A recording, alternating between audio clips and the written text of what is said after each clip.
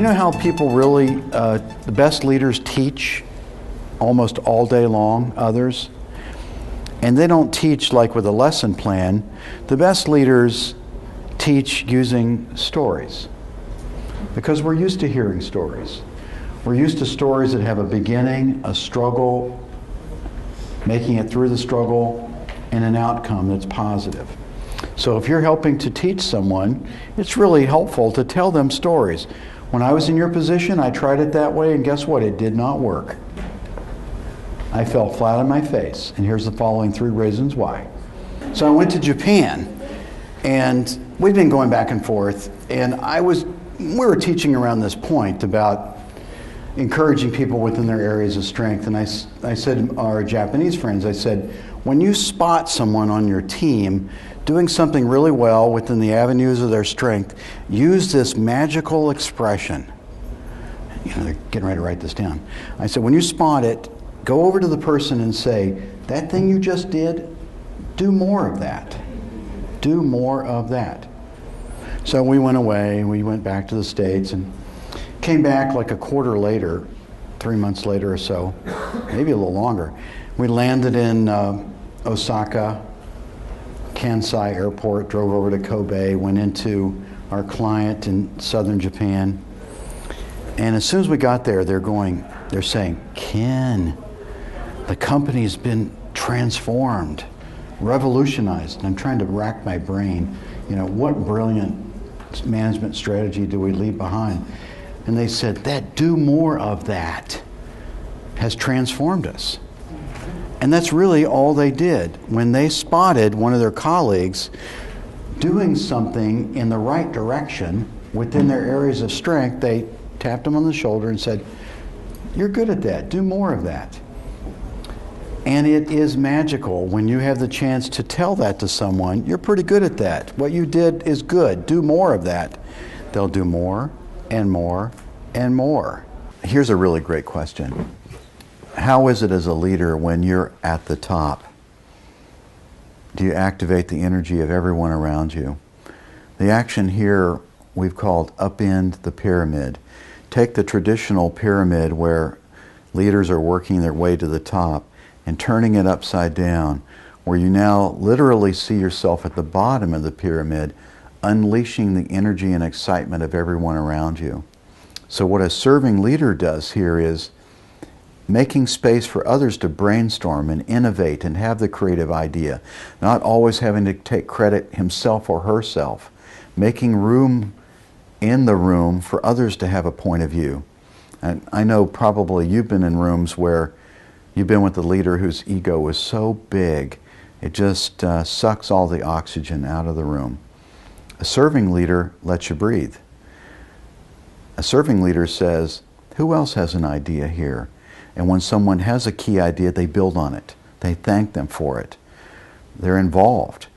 And that's the kind of leader others want to rally around. And you can't find the leader by simply checking the list in the office on who's designated as a leader. Who is it that says if you're a good leader or not? The followers. That's right. That's right.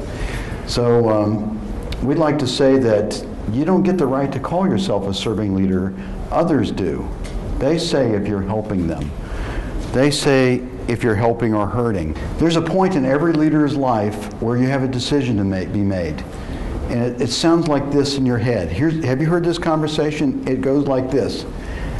I could do that task better than they are. So now I have a choice. I could go do that, or I could lead them to do that better. That's that little conversation in your head that says, time for me to become a leader, not a doer the rest of my life. So good leaders tend to be, over time, T-shaped. They go really deep in a technical area, they get better and better at a skill, but then they come back up and they learn how to lead others across all kinds of different disciplines, character, situations. They're T-shaped. Some people disappear down into the T, and it's great. You can be a doer and a technical expert the rest of your life if that's where you want to be, but that's not leadership. Leadership is showing I can do it, but I'm going to help others to do it well.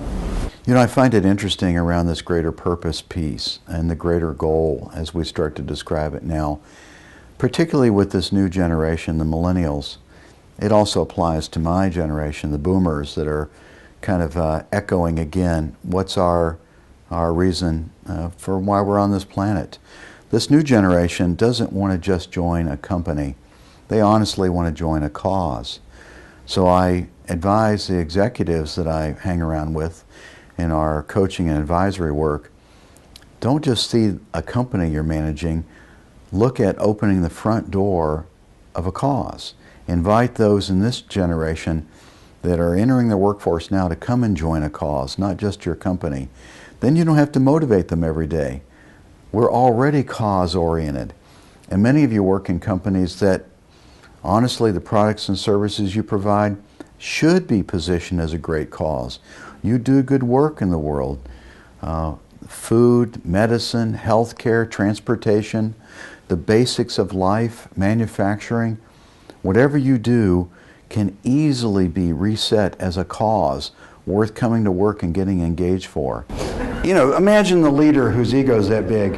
When they start to get into trouble, they're driving toward the cliff.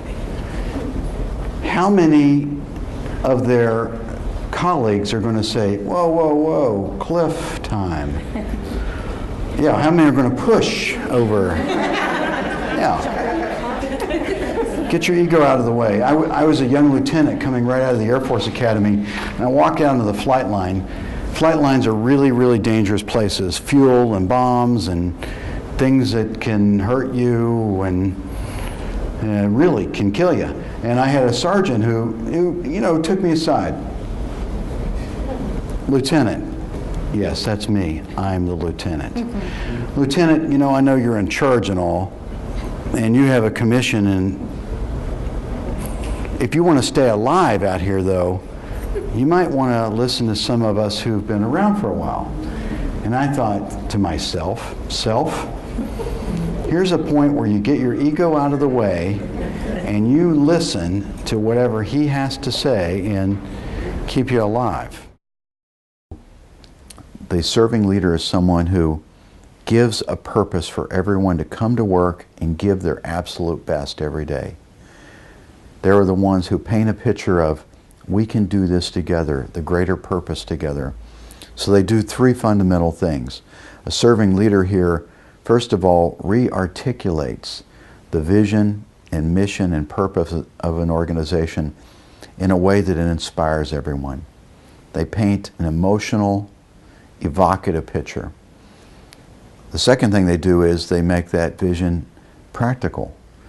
They point out to team members and each individual in the organization your part in reaching that greater purpose. We need you. Here's why we need your absolute best. And then the third thing they do, and this is the hard part, they point out the gap between a vision of great purpose and where we are at the moment. They describe something that honestly leads to some tension. We see the aspiration of where we want to go, but we're not there yet. So a serving leader is a truth teller. It's someone who says, here's what we're capable of doing, but we're not there yet. However, you're a key part of getting us there. So please come and join us. Get engaged. A serving leader who paints a greater purpose makes it easier to solve what every company is looking for. How do I get employees more engaged? That's why this is terrifically important. A serving leader helps us describe where we're going and why you're key to making it happen, but we're not quite there yet. So come and give it your best. That's around what a serving leader does around great purpose.